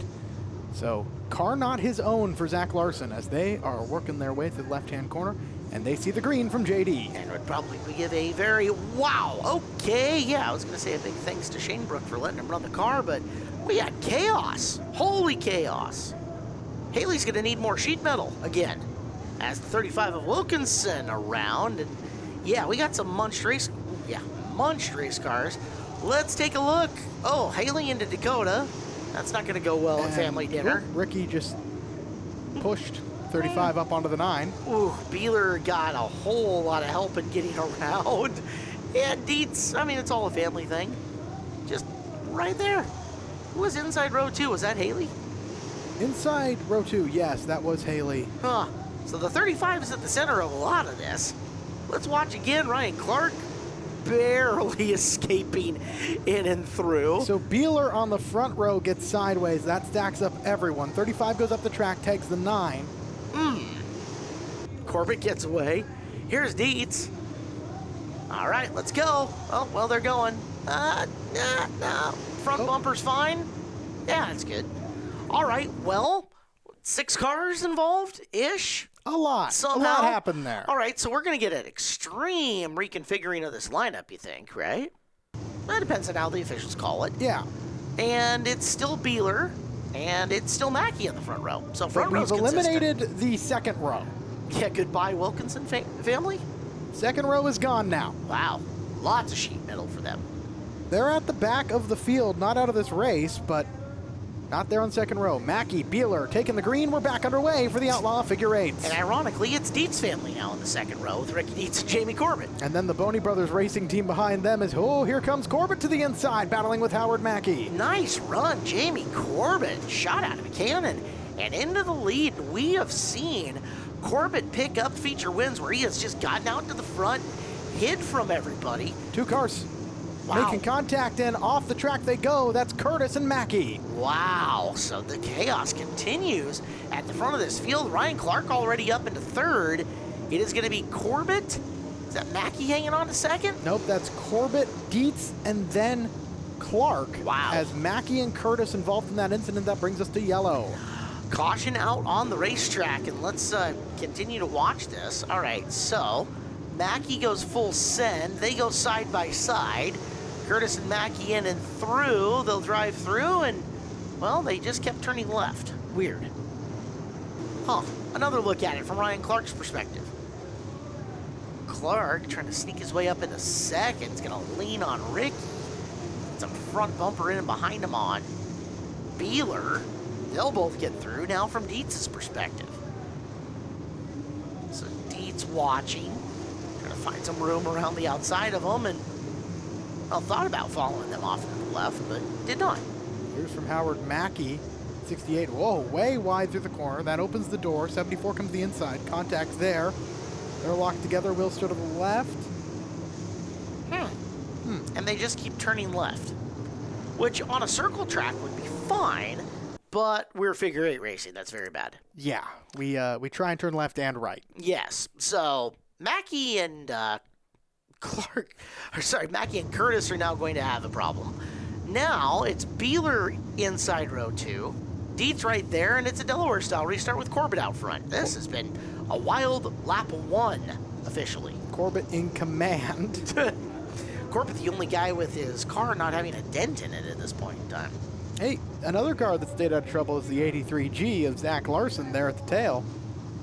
And then there were 7, as we are green. And the 13 does not get a good start there, and that allows the entire top row, 676 and the 51, top up to second and third.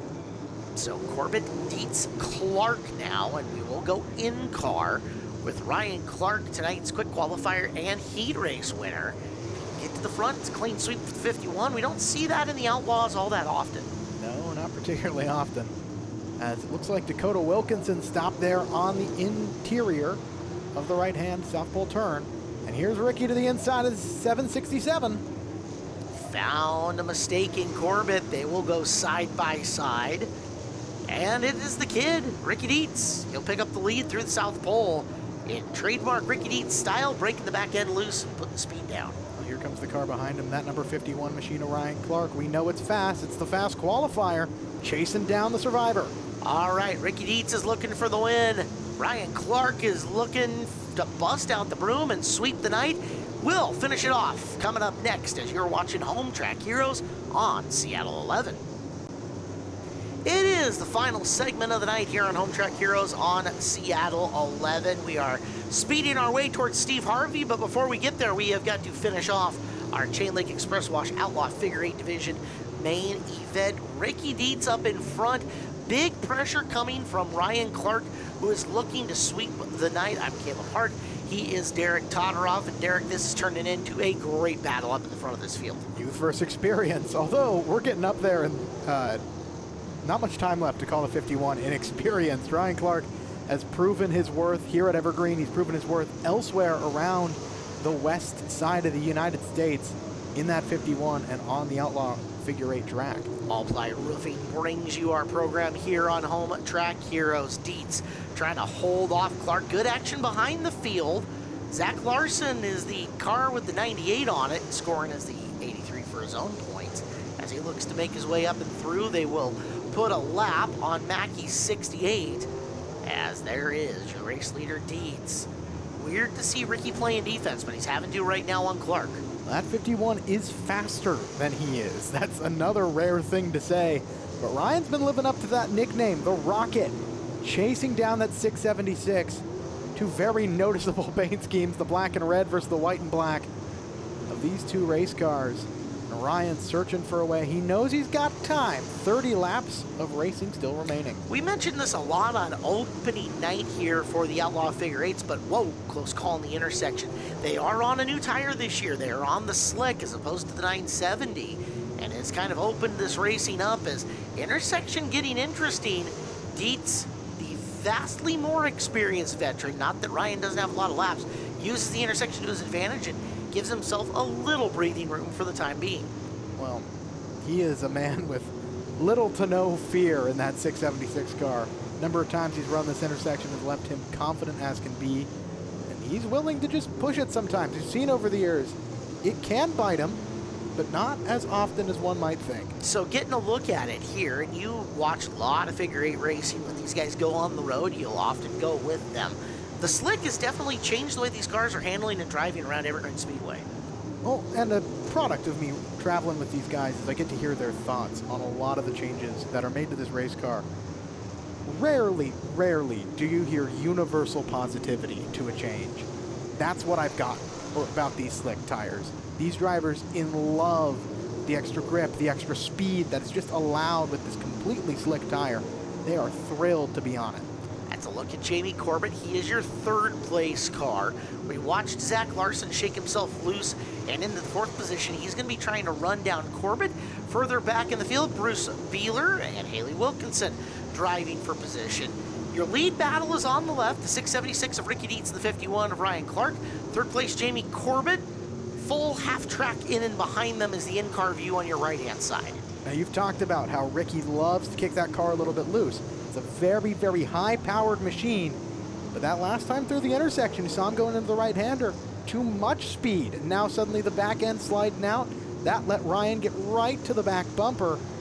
That 51 is not sliding at all. Yeah, it's a more conservative race line than I'm used to seeing with Ricky right now. It sure doesn't look like he's getting all of the power down. You're not seeing the back end kick out loose and him making extreme carry into the corner. We'll watch and see as this race gets even longer in the tooth if that changes. But right now there's, say, a car length and a half between him and the 51 of Clark. And so long as he's comfortable out there, like he has kept that advantage since he got past that slower car, I wonder if he's just adverse to changing it. It's a game of risk-reward when it comes to this. You know, he can kick it out and find some speed, but it also, if he messes it up, can cost him everything with how close Clark is to his back bumper. One little mistake is all that stands between victory and defeat. Well, and now he's coming into two pieces of slower traffic. There's Beeler and another up in front of him. So we have got a traffic jam. Jess Wilkinson and Bruce Beeler right in front of your lead too. Oh, and Dietz, Clark gets held up behind both of them. Yeah, Dietz made the aggressive move with the front bumper to just get Jess enough out of the way to carry the inside of the South Pole. And now more pad between himself and Clark. Clark now going to have to run him down once again. 1-2 stays the same, but Dietz breathing room Whoa. and getting relaxed. Look at that. Clark tapped by Bruce Beeler there in the right-hand corner. We know that number 51 is faster than Ricky. His lap time still showing that. But I also know that you can take a look back at last year and Ryan will shake his head at the number of times a cut tire from contact just like that ended his night. Well, he's got to keep his head in it. He's got to get past Haley Wilkinson first and foremost. And Haley's going to give him a lot of space getting in through the North Pole to get by. So now, no slower cars between Ricky Dietz and Ryan Clark, but Clark's got a lot of ground that he's got to make back up. Number 51 in pursuit now. We're past halfway, as mentioned. It's going to be 15 to go when Dietz makes it back to the line. Battle for third hot now, as Larson's made it up to Corbett in that 83 machine. A lot of potential for points turnover tonight, as two of your big points leaders, the 74 and the 9, both out of this race, and Seth London, the 40, not here tonight, leaving only one car in your top 4, present and accounted for, Ryan Clark. So Ryan Clark, oh, look at that. Corbett gets some front bumper action from Larson coming through the turn, and Zach Larson, just like that, picks up third. He'll get around Mackey and begin trying to reel in third place Ryan Clark. We have got to thank All Ply Roofing LLC. Is your roof keeping up with all the weather, washing dishes out? Call All Ply Roofing for a free estimate at allplyroofing.com. Your residential and commercial roofing team, All Ply Roofing. Dietz putting a lap on the 68 of Mackey's, made it up to the back bumper of the 767 of Jamie Corbett. Clark still behind him as Corbett moves aside. Wilkinson, the next car to go another lap down. You see the 51 at the back end of your screen. So Dietz putting slower traffic between himself and Ryan Clark, making this exponentially harder for every car he gets by. Dietz now with multiple lap cars between himself and Clark, who is looking to sweep the night. And 10 laps left on the clock for Clark to do it. Look at that line that Ricky's carrying, and it's one that, again, on the 970, I don't think you would normally see him. That right front tire and the South Pole underneath that white stripe the whole way around, and able to retain traction and drive all through the corner. Very impressive by Ricky. It's a little similar to the one that we saw Dawson Cox taking in the Superstock Figure 8 division. I was hoping you would make that connection and set that up nicely for you. Well, in the interview with Quentin Borson, you heard him mention showing some new tricks to experienced drivers Dawson was. And now you got to wonder, is one of those drivers watching Ricky Dietz? Underneath Wilkinson's 55 and makes the pass. So Dietz continuing to put slower traffic between himself and Clark. Clark is closing. Now Dietz is coming up on the back of Larson. So Larson's been unable to make any ground on your front group, with Ricky Dietz lapping up through fourth place. Third lingers ahead of him in car with Clark with just 7 laps left. Make it 6. Oh, and Clark. Clark is now no lap cars between him and Dietz. It's going to be 5 to go when they make it to the line. Wilkinson and Larson, 2 cars ahead of Dietz. If he can get to them before Clark gets to his back bumper, that's the best case scenario. Wilkinson moves aside. As you say this nicely, Larson's not going to move for Ricky. No. Like, he's third, right? He's hoping something happens to your top 2 to close in on him.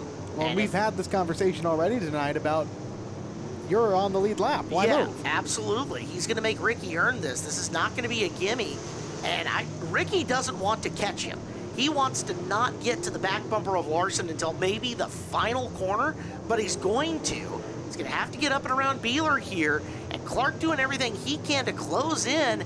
He is now within a couple of car lengths. So Ryan Clark has closed the distance. Dietz going to have to deal with Larson and a little intersection in front of him with just 2 more circuits. Clark doesn't clear Beeler on that corner. That might be the deciding factor of this race. Dietz with 1 car gap following Larson.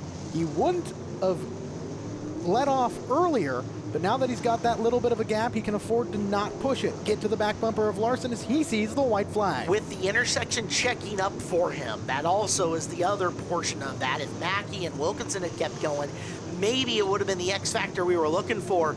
As around the corner, final time, gets a checkup from Wilkinson, and Ricky Dietz finds every right move to take the W here tonight at Evergreen Speedway in the Outlaw Figure Eights. Clark comes home second. Larson's going to come home third. Final car on the lead lap. It's just your podium. We'll talk to them here in just a moment. Sending it down to the Angel of the Winds winner's podium to talk to your top three. Larson, we'll keep this quick for your sake. What was it like climbing behind the wheel of a car that's not yours to do this tonight? Well, first off, I got to thank my uncle Richard Chainbrook for letting me drive that car tonight. We had nothing but problems with ours, and he tried to help me keep me in the points this year, and we ended up with a good finish tonight. And who else would you like to thank for your performance tonight? I got to thank Paul Peterson. He was trying to fix my broken race cars all day, and we still got third, so here we are. Driver the number 83G, your third place finisher tonight, Zach Larson. Chaotic race to be sure there. What more do you think you needed to get to Ricky? I think we just needed a little more forward bite. He would get me on the eggs of the corners, and you know, if you got more forward bite, I'm not gonna have a chance to get to his outside. Ricky's a great driver, and he knows what he's doing. So maybe a little more experience and more forward bite, I think. And who would you like to thank for getting the 51 to second tonight?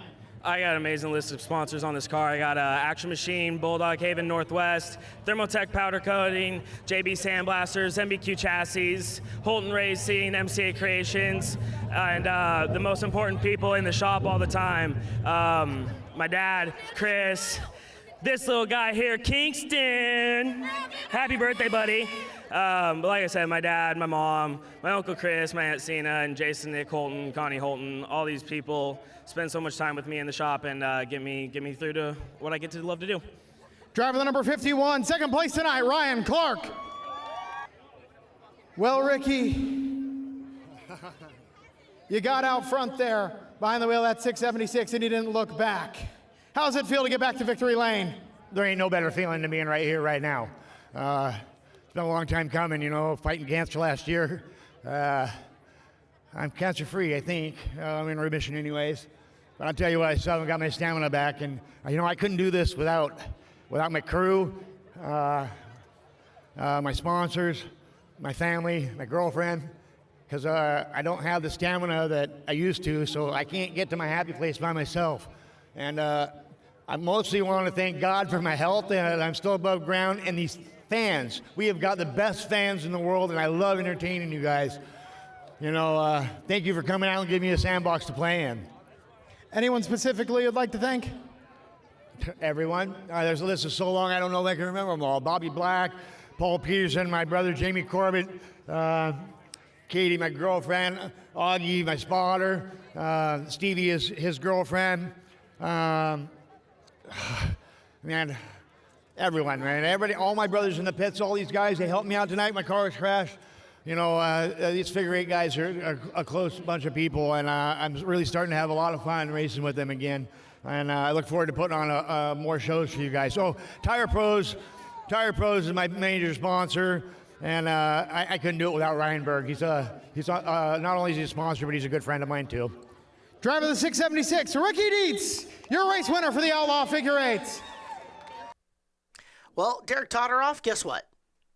It's gonna be, no wait it is, May. And that means coming up next week at Evergreen Speedway, the next time you can be here, what do we got on the program? Well, that'll be May 10th for the Granite Can-Am Shootout with the Wing Sprint cars making their season debut at Evergreen Speedway, backed up by legends, mini stocks, and super stock figure eights you just saw, plus the Pro 4 trucks for their second race of the season at Evergreen. Wow, nice read. Well done. You've been practicing. I have. Proud of you.